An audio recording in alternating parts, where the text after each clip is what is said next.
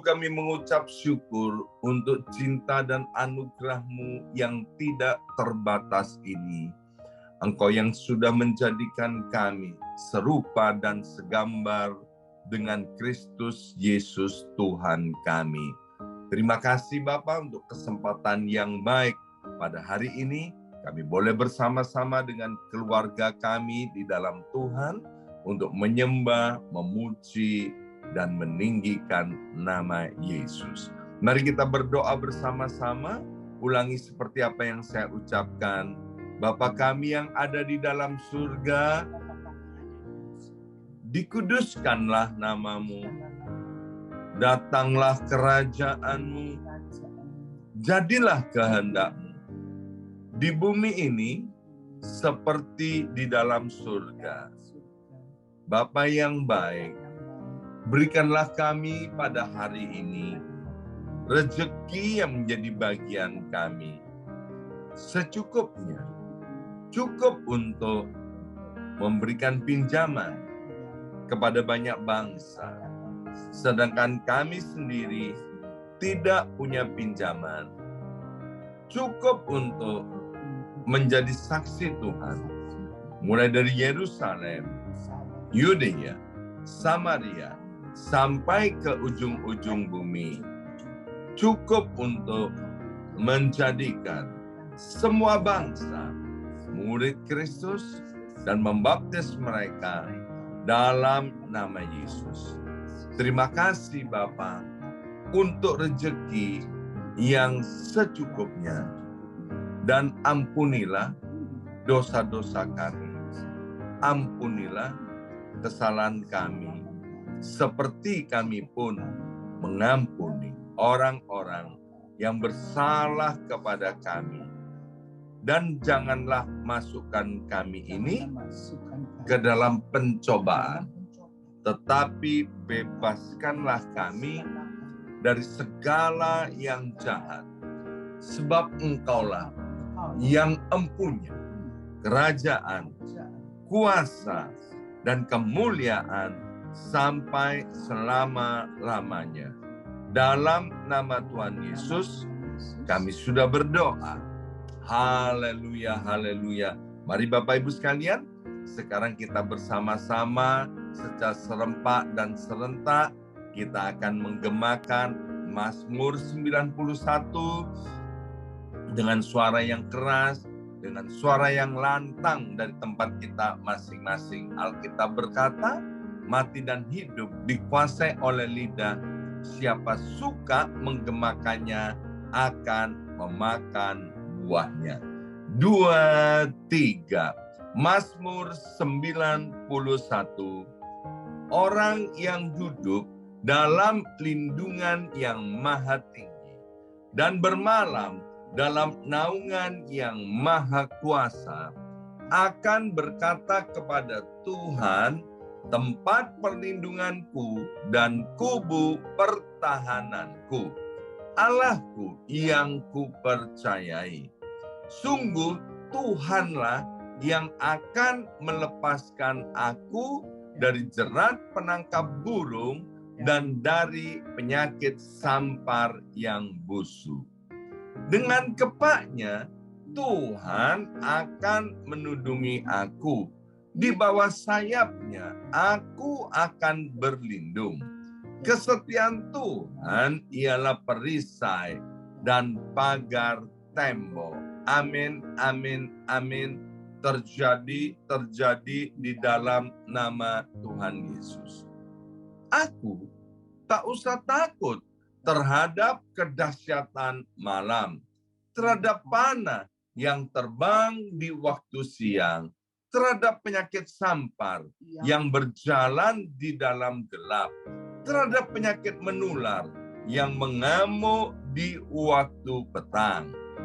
Walau 1.000 orang rebah di sisiku dan 10.000 di sebelah kananku, tetapi itu tidak akan menimpa aku. Aku hanya menontonnya dengan mataku sendiri dan melihat pembalasan terhadap orang-orang fasik. Sebab Tuhan ialah tempat perlindunganku, yang maha tinggi telah kubuat tempat perteduhanku. Amin, amin, amin. Terjadi di dalam nama Tuhan Yesus. Malapetaka tidak akan menimpa aku, dan tulah tidak akan mendekat kepada kemahku.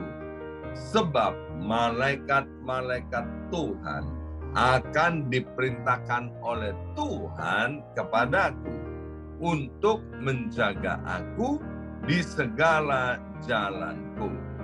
Para malaikat Tuhan akan menatang aku di atas tangannya, supaya kakiku jangan terantuk kepada batu. Singa dan ular tedung akan aku langkai. Aku akan menginjak anak singa dan ular naga. Amin, amin, amin. Terjadi di dalam nama Tuhan Yesus. Sungguh hatiku melekat kepada Tuhan, maka Tuhan akan meluputkan aku, Tuhan akan membentengi aku, sebab aku mengenal nama Tuhan. Bila aku berseru kepada Tuhan, Tuhan akan menjawab. Tuhan akan menyertai aku dalam kesesakan. Tuhan akan meluputkan aku dan memuliakan aku. Dengan panjang umur akan Tuhan kenyangkan aku, dan akan Tuhan perlihatkan kepadaku keselamatan daripadanya. Amin, amin, amin. Terjadi di dalam nama Tuhan Yesus. Terima kasih Bapa. Sebentar kami akan mendengarkan sebagian daripada kebenaran firman Tuhan. Berbicaralah kepada setiap kami, Roh Kudus mengurapi kami semua, Roh Kudus menganugerahkan kepada kami hikmat dan pewahyuan dari sorga. Dalam nama Yesus, yang siap mendengarkan firman Tuhan, angkat jempolnya ke depan dan katakan amin 3 kali. Amin, amin, amin. Salam revival, salam kebangkitan. Semangat pagi. Ya, shalom Bapak Ibu semuanya. Apa kabarnya? Ya, luar biasa, dahsyat, ajaib. Ya, senang sekali. Hari ini Rabu 15 Februari 2023. Kita boleh bersama-sama kembali di dalam nama Tuhan Yesus. Ya, mari Bapak Ibu sekalian, kita lanjutkan renungan kita masih di Amsal pasal yang keempat. Dan hari ini kita akan sama-sama merenungkan dari ayat yang ke-23. Amsal 4 ayat 23, ayat yang sangat terkenal sekali. Mari kita akan baca bersama-sama dengan suara yang keras. 2, 3. Jagalah hatimu dengan segala kewaspadaan, karena dari situlah terpancar kehidupan. Nah, Bapak Ibu sekalian, menjaga hati itu penting sekali. Kalau kita lihat ayat ini dengan teliti, maka yang ditugaskan untuk menjaga hati milik kita adalah diri kita sendiri. Ini poin Bapak Ibu sekalian ya. Jadi jangan pernah berdoa begini ya, Tuhan tolong jagai hatiku. Enggak. Tuhan bilang supaya setiap kita bertanggung jawab untuk menjaga hati kita masing-masing ya.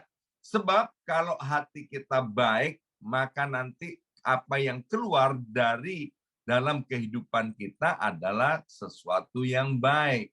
Tapi kalau hati kita cemar, maka yang keluar dari hidup kita adalah segala sesuatu yang cemar. Kita, Bapak Ibu sekalian, boleh banget untuk jaga penampilan. Sebab Alkitab bilang begini, bahwa manusia itu melihat rupa. Jadi selama kita masih ada di atas muka bumi, kita ketemu dengan manusia-manusia yang lain, jadi penampilan harus dijaga. Ya kan? Rambut dibawa ke salon, muka disablon. Ya kan? Kita pakai pakaian yang rapi, pakaian yang bagus, itu penting dan boleh-boleh saja. Sebab yang akan kita ketemui adalah orang-orang, ya kan? Tetapi Tuhan bilang begini, bahwa Tuhan itu melihat hati. Jadi hati kita ini penting karena Tuhan itu nggak lihat penampilan kita. Tuhan itu lihat hati. Maka itu hatinya harus dijaga supaya hati ini berkenan di hadapan Tuhan, ya. Ada orang-orang berdosa, ya kan, jelas-jelas dia melakukan dosa. Dia bilang begini, yang penting Tuhan tahu hati saya. Dalam hati saya ketawa, ya Tuhan tahu hatimu penuh dengan dosa. Ya. Baik Bapak Ibu sekalian, kita perlu jaga kesehatan. Apalagi tahun ini, 2023, kita punya iman. Tahun revival dalam kesehatan. Kita perlu berolahraga, kita perlu latihan, kita perlu jaga makanan kita. Ya, jangan makan junk food terus, agar supaya apa? Tubuh kita tetap sehat, panjang umur, kuat, dan dikaruniai menikmati hidup ini, dan dengan tubuh sehat kita dapat menjadi saksi Tuhan, dapat menjadi saluran berkat daripada Tuhan. Jadi penting sekali, jaga dompet kita, penting, jangan sampai kecopetan, ya kan? Jaga dompet itu penting agar supaya pengeluaran tidak lebih besar daripada pemasukan. Nah, Alkitab berkata, Bapak Ibu sekalian, ketika Kain, ya, Kain itu anaknya Adam dan Hawa, ketika Kain itu tidak jaga hatinya, maka hati Kain itu jadi panas. Kemudian dia membunuh adiknya yang bernama Habel. Itu kan gara-gara waktu mereka memberikan persembahan kepada Tuhan. Persembahan Kain tidak diterima oleh Tuhan, dan persembahan adiknya Habel diterima oleh Tuhan. Kemudian jadi iri, jadi panas, dan Habel dibunuh. Kalau kita mau berpikir dengan pikiran yang waras, loh apa alasannya kok Habel itu dibunuh? Ini gara-gara Kain tidak jaga hatinya. Ya, contoh yang kedua, kita pernah tahu raja pertama Israel namanya Saul. Saul itu punya pahlawan yang hebat. Saul itu kemudian menjadikan pahlawan ini menantunya. Pahlawan itu namanya Daud. Ya kan? Jadi gara-gara Daud, maka kerajaan yang dipimpin oleh Saul menjadi lebih hebat. Ya, mestinya Saul itu kan bangga. Wah, sekarang aku punya pahlawan, aku punya menantu yang luar biasa. Tapi Saul gara-gara nggak jaga hatinya, dia bisa iri loh sama Daud ini. Dan irinya, iri yang jelek. Kita boleh iri dengan yang lain, tapi iri yang positif. Oh, iri positif itu begini, kalau orang lain ya sehat, kenapa aku nggak bisa sehat seperti mereka? Kalau orang lain diberkati, kenapa aku nggak bisa diberkati seperti mereka? Dan kemudian kita mempersiapkan diri, kita latihan, kita bekerja lebih keras, lebih giat, dan lain sebagainya, itu boleh. Itu namanya iri yang positif. Tapi Saul irinya iri yang negatif, iri yang jahat. Dan kita tahu bagaimana Saul berkali-kali berusaha membunuh pahlawannya, berusaha membunuh menantunya yang bernama Daud. Kenapa? Gara-gara gak jaga hati. 1 Petrus 5 ayat yang ke-8 berkata, sadarlah dan berjaga-jagalah, lawanmu itu si iblis berjalan keliling sama seperti singa yang mengaum-ngaum dan mencari orang yang dapat ditelannya. Ya, ingat, Alkitab udah berkali-kali mengingatkan kepada kita bahwa peperangan kita bukan melawan darah dan daging, tetapi melawan roh-roh jahat di udara, penghulu-penghulu di udara, pemerintahan, kerajaan, setan, dan iblis yang digambarkan seperti singa yang mengaum-ngaum, yang keliling, nggak ada capeknya. Untuk apa? Untuk cari orang-orang yang dapat ditelannya. Siapa orang yang dapat ditelannya? Orang yang nggak mau jaga hatinya. Ya, jadi kita perlu Bapak Ibu sekalian menjaga hati. Karena Amsal berkata, dari hatilah akan terpancar kehidupan. Nah, hati itu harus dijaga seperti apa? Amsal 17 ayat 22 berkata, hati yang gembira adalah obat yang manjur, tetapi semangat yang padam mengeringkan tulang.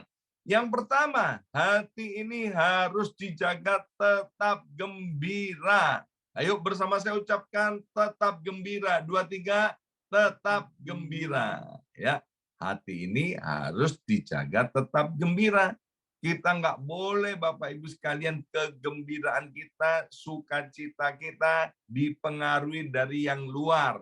Kita harus tahu bahwa di dalam diri kita ada Roh Allah, namanya Roh Kudus itu. Ya, kalau kita udah punya Roh Allah, punya Roh Kudus itu artinya kita punya segala-galanya. Karena itu Roh Allah sendiri. Tapi anehnya ada orang-orang yang sukacitanya dipengaruhi dari luar. Saya dulu pernah hidup di dalam dosa, ya kan? Kesenangan saya, sukacita saya dipengaruhi dari luar. Maaf Bapak Ibu sekalian, kalau saya minum mabuk, ya kan? Minum banyak, begitu jadi gembira hatinya, sukacita. Tetapi setelah pengaruh alkoholnya hilang, ya udah nggak ada lagi sukacitanya. Nonton acara televisi, lucu-lucuan, stand up komedi, atau apa aja, kita bisa tertawa, terbahak-bahak. Tapi udah selesai nonton itu, udah nggak ada lagi sukacitanya, ya kan?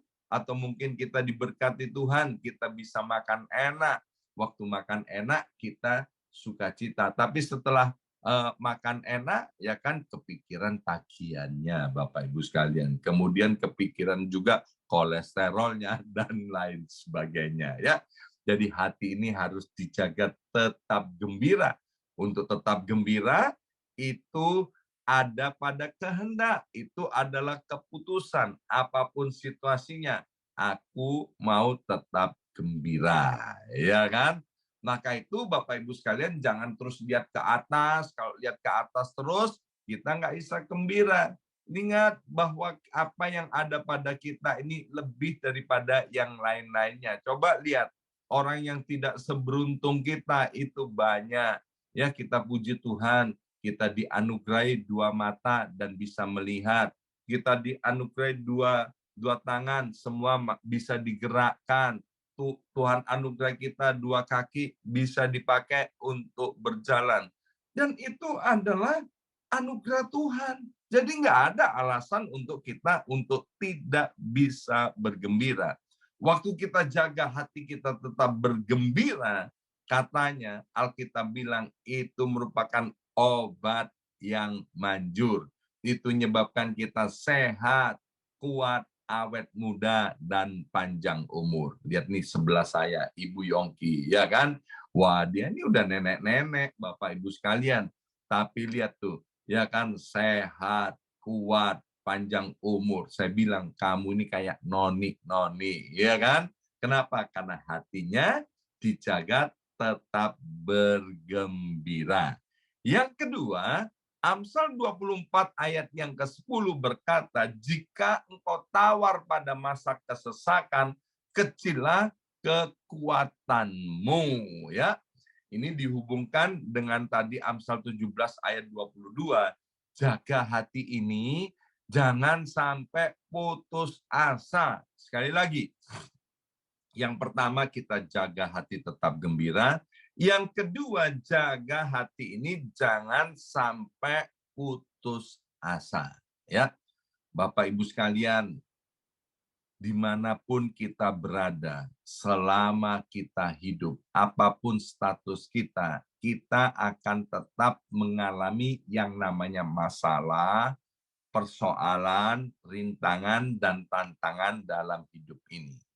Orang yang miskin punya masalah, orang yang hidupnya pas-pasan punya masalah, orang yang kaya raya juga punya masalah. Orang yang menikah punya masalah, yang tidak menikah juga punya masalah, ya. Karena karena dunia ini kan sudah jatuh di dalam dosa. Di mana-mana masalah bisa terjadi. Tetapi ketika masalah itu datang, kita harus jaga hati, jangan sampai putus asa. Kalau kita sampai putus asa, maka saya mau katakan akhir hidup kita akan mengenaskan. Maka itu jaga hati, harus tetap semangat. Maka itu Bapak Ibu sekalian perhatikan, kalau saya tulis WhatsApp, saya menyapa Bapak Ibu sekalian, saya bilang semangat pagi. Artinya apa? Supaya kita tetap semangat seperti di waktu pagi hari. Kenapa kita harus tetap semangat? Sebab ada Tuhan yang tinggal di dalam hidup kita. Tantangan rintangan yang ada di depan kita, kalau kita hadapi dengan Tuhan, Alkitab bilang kita akan melakukan perkara-perkara yang besar.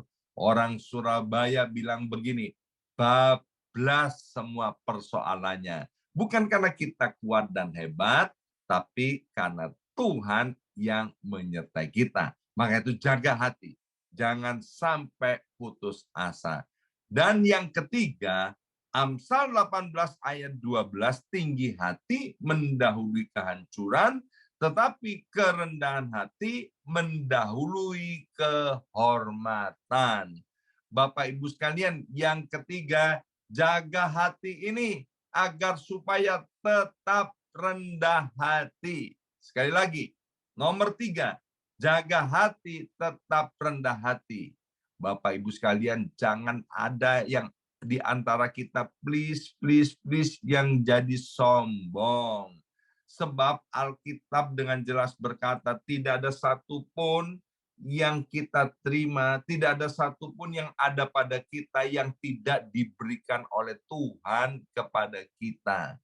Bapak Ibu sekalian, kita harus sadar sesadar-sadarnya bahwa semua yang ada pada kita itu adalah pemberian Tuhan. Memang kita bekerja, kita berusaha, tapi kalau Tuhan tidak melindungi, kalau Tuhan tidak memberkati, percuma kita kerja, Bapak Ibu sekalian. Itu seperti orang yang menjaring angin.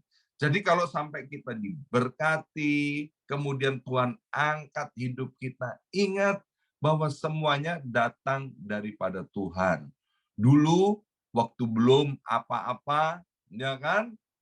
Kalau di SMS orang cepat membalas, ya kan? Shalom, oh ya shalom, ya kan? Setelah mulai diberkati oleh Tuhan, di SMS orang udah nggak pernah dibalas, ya kan? Cuman dilihat aja, dikatakan shalom, ya nggak dibalas. Happy Valentine Day, ya nggak dibalas. Ngong sifat coy, angpau nali juga nggak dibales. Pura-pura nggak baca, ya kan? Padahal zaman sekarang kan nggak bisa pura-pura, itu ketahuan loh dibaca atau enggak. Itu tanda-tandanya mulai sombong. Dan Alkitab bilang kalau hati ini nggak dijaga, jadi sombong. Tinggal tunggu waktunya. Pasti hancur, pasti hancur. Alkitab dari perjanjian lama sampai perjanjian baru berkata, ya kan, Tuhan benci sama orang sombong. Tuhan benci sama orang congkak. Alkitab bilang orang yang congkak, orang yang sombong, orang yang tinggi hati, pasti dihancurkan. Maka itu Bapak Ibu harus tetap jaga hati kita. Ingat, orang dunia itu ngerti loh, di atas langit ada langit. Kalau kamu hari ini, kamu hebat, ya kan? Kamu kaya, kamu diberkati oleh Tuhan. Ingat, masih ada yang jauh lebih kaya daripada kamu. Ya kan? Beberapa hari yang lalu di Amerika dibikin heboh. Ada seorang warga negara Amerika dari Pakistan. Bapak Ibu sekalian, dia bukan orang terkenal, dia bukan orang ternama. Kemudian dia datang ke gedung kedutaan besar Turki yang ada di Amerika Serikat. Kemudian dia bawa uang 30 juta US dollar, ya. 30 juta US dollar kemudian dia persembahkan, dia berikan kepada pemerintahan di Turki untuk membantu korban bencana alam, ya. Dan tidak minta difoto-foto, tidak minta untuk dimasukkan di Instagram, tidak minta dimasukkan di YouTube, ya kan? Kan sekarang ada orang-orang yang suka memberi kepada orang lain. Ada syaratnya, tapi tidak tertulis. Kamu harus tayangkan di Instagram, ya kan? Kamu harus tayangkan di YouTube agar seluruh dunia tahu bahwa aku ini orang yang murah hati. Itu namanya sombong. Jadi Tuhan mau Bapak Ibu sekalian, kita ini tetap rendah hati. Jadi jaga hati ini, jangan sampai sombong. Karena please, please, please, agar hidup kita ini jangan sampai hancur.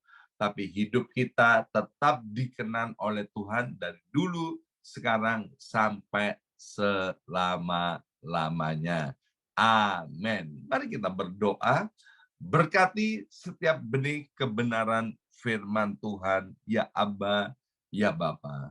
Dan biarlah dengan pertolongan Roh Kudus, Engkau terus mengingatkan kepada kami, untuk kami menjaga hati ini. Sehingga iblis itu tidak beroleh keuntungan, iblis itu tidak sampai masuk ke dalam hati kami. Kami mau menjaga hati kami, agar hati kami tetap benar, hati kami tetap murni, kami tetap rendah hati, dan hidupnya berkenan di hadapan Tuhan sampai selama-lamanya. Dalam nama Yesus, kami sudah berdoa. Haleluya. Amin, amin, amin.